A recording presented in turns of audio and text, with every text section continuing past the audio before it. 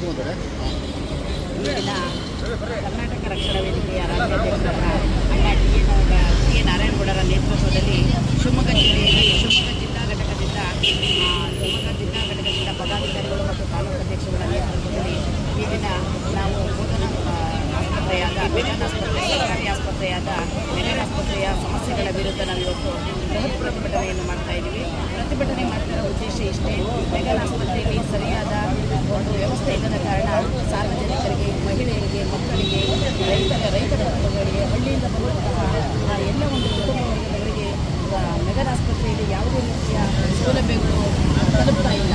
ಮೊದಲನೇ ಸೌಲಭ್ಯಗಳನ್ನು ತಲುಪ್ತಾ ಇಲ್ಲ ಅನ್ನೋ ಉದ್ದೇಶ ಏನಂದರೆ, ಈಗ ಯಾರಾದರೂ ಹುಷಾರಿಲ್ಲದೆ ರೋಗಗ್ರಸ್ತರಾಗಿ ಬಂದಾಗ ಆಸ್ಪತ್ರೆಯಲ್ಲಿ ಕೊಠಡಿಗಳಲ್ಲಿ ಡಾಕ್ಟರ್ಗಳ ನಾಮಫಲಕ ಇರುತ್ತೆ, ವೈದ್ಯರ ನಾಮಫಲಕ ಇರುತ್ತೆ ಮತ್ತು ವೈದ್ಯರುಗಳೇ ಹಾಜರಿರಲ್ಲ. ಅಲ್ಲಿ ಎಲ್ಲ ಕಲಿಕಾ ವೈದ್ಯರುಗಳನ್ನ ಬಿಟ್ಟು ಅವರೇನಿದ್ರು ವಾಟ್ಸಪ್ ಮೆಸೇಜ್ ಮೂಲಕ ರೋಗಿಗಳಿಗೆ ಮೆಡಿಸಿನ್ ತಲುಪುವಂಥ ವ್ಯವಸ್ಥೆಯನ್ನು ಮಾಡ್ತಾ ಇದ್ದಾರೆ.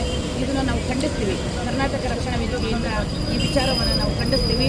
ಹಾಗಾಗಿ ನಾವು ಮತ್ತೆ ನೀರಿನ ಸೌಲಭ್ಯ ಆಗಲಿ, ಶೌಚಾಲಯಗಳಾಗಲಿ, ಅದು ಹೋಯಿತು ಅಂತಂದರೆ ಮೂಗು ಹಿಡ್ಕೊಂಡು ಹೋಗಬೇಕಾದಂಥ ಪರಿಸ್ಥಿತಿ ಬಂದಿದೆ. ಮೆಗನ್ ಆಸ್ಪತ್ರೆ ಶೌಚಾಲಯಗಳೆಲ್ಲ ಗಲೀಜಾಗಿರೋಂಥ ವ್ಯವಸ್ಥೆ, ರೋಗವನ್ನು ಹುಷಾರು ಮಾಡ್ಕೋಬೇಕು ಅಂತ ಮೆಗನ್ ಆಸ್ಪತ್ರೆಗೆ ಹೋದೆ, ಆ ಶೌಚಾಲಯಗಳಿಗೆ ಹೋದರೆ ರೋಗಗ್ರಸ್ತರಾಗಿ ವಾಪಸ್ ಬರೋಂಥ ಪರಿಸ್ಥಿತಿ ನಮ್ಮ ಶಿವಮೊಗ್ಗ ಜಿಲ್ಲೆಯ ಸರ್ಕಾರಿ ಆಸ್ಪತ್ರೆಯಾದ ಮೆಗನ್ ಆಸ್ಪತ್ರೆಯಲ್ಲಿ ಇರೋಂಥ ಒಂದು ದುರಂತ.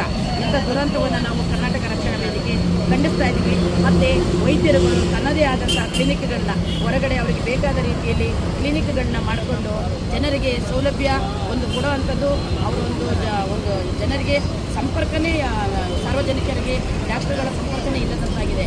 ಹಾಗಾಗಿ ನಾವು ಅದನ್ನೆಲ್ಲ ಖಂಡಿಸಿ ಕರ್ನಾಟಕ ರಕ್ಷಣಾ ವೇದಿಕೆಯಿಂದ ಮೆಗನ್ ಆಸ್ಪತ್ರೆಯಲ್ಲಿ ಆಗ್ತಾ ಇರೋಂಥ ಎಲ್ಲ ಇವತ್ತು ನಾವು ಪ್ರತಿಭಟನೆ ಮಾಡ್ತಾ ಇದ್ದೀವಿ. ಈ ಪ್ರತಿಭಟನೆ